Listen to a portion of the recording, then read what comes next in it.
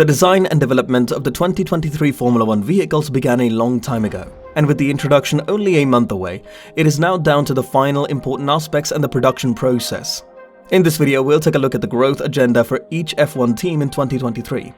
Number 1. Ferrari. After what was its best season in many years, Mattia Binotto was replaced as team principal by Frédéric Vasseur. New management will bring about changes, but will Ferrari be able to address the issues that have cost them dearly? Last year's car was fast in one lap, but not so fast on race day. This, combined with reliability issues, poor strategy decisions, and some managerial conflict, meant Ferrari frequently lost the ball when the chips were down.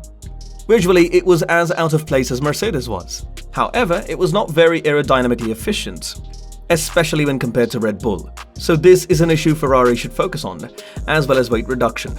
However, aside from restructuring its pit strategy group, the priority must be to improve reliability. Not only will this result in more finishes, but it will also allow Ferrari to fully utilize the capability of its power unit package rather than limiting it.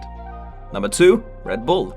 Red Bull didn't have the fastest car, but it was a good all-rounder.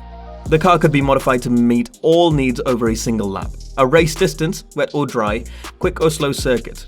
Red Bull lost earlier in the season due to the car being overweight, so that would be the area of concentration. Because you tend to add weight as you identify reliability issues, you should start the season approximately 10 kilograms under the weight restriction.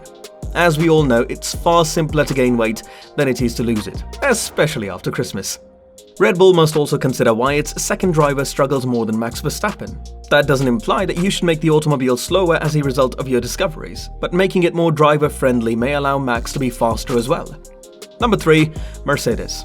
The Mercedes team has the most work to do. The season finished with the top brass stating that they understood the car considerably better.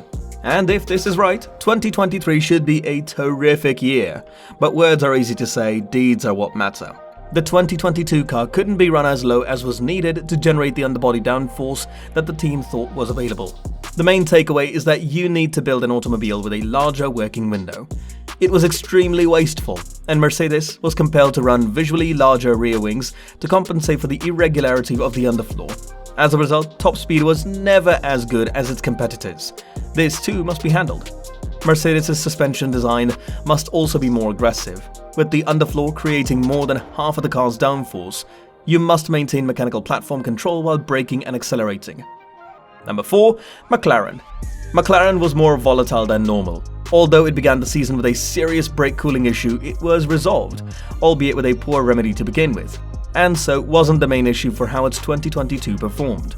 The vehicle simply lacked all-around speed, and whatever the cause for Daniel Ricciardo's issues, McLaren was reduced to essentially a one-car squad. McLaren must consider all aspects in order to generate more downforce, be more efficient, and build a stiffer and lighter car with greater suspension control of the aerodynamic platform. In essence, it must leave no stone untouched. Number 5. Alpine. Alpine, like Ferrari and Mercedes, develops its own power unit, allowing it to optimize integration in the chassis. Whilst customer teams get what they get, it may have finished 4th in the championship, but it was 176 points behind Mercedes on the point system. Alpine, like McLaren, requires a little bit of everything.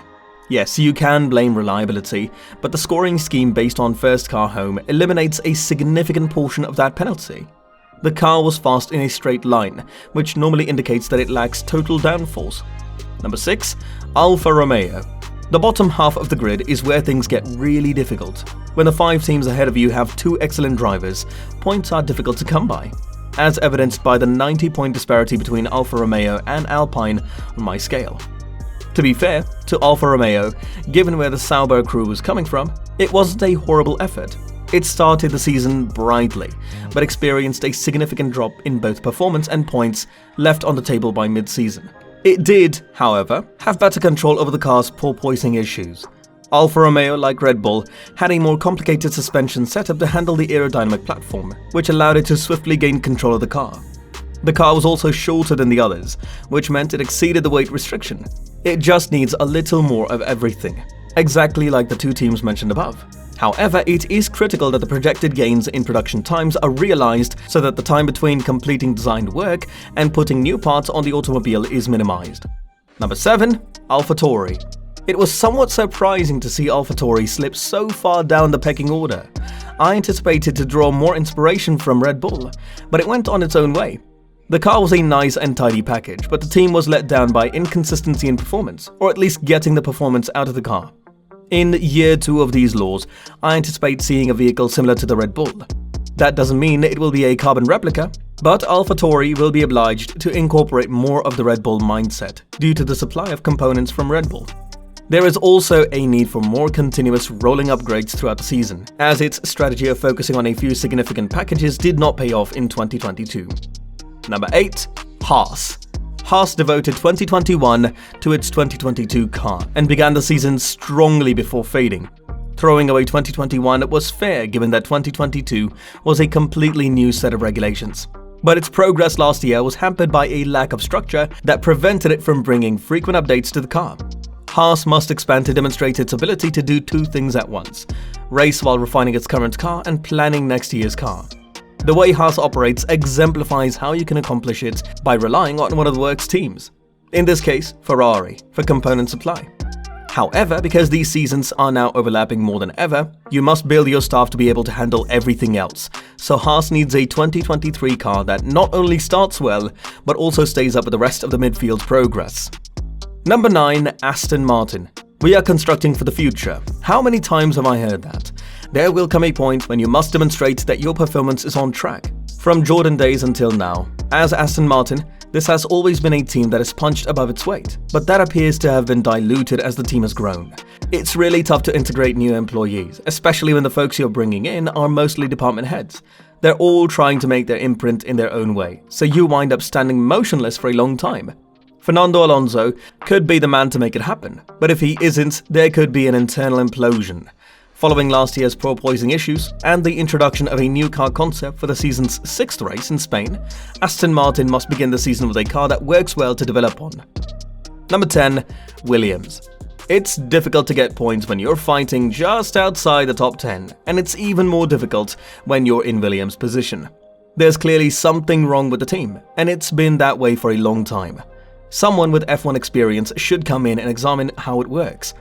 Williams had George Russell and now has Alex Albon, both of whom can race at the front. But aside from when it takes a risk while the others don't, Williams is too often out in Q1.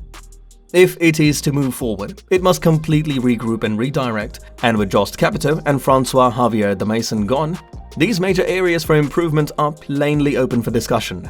But Williams needs someone who can integrate swiftly and efficiently. And with that being said, it's time to end our video. Subscribe to the channel for more amazing videos like this. We'll see you with another interesting video.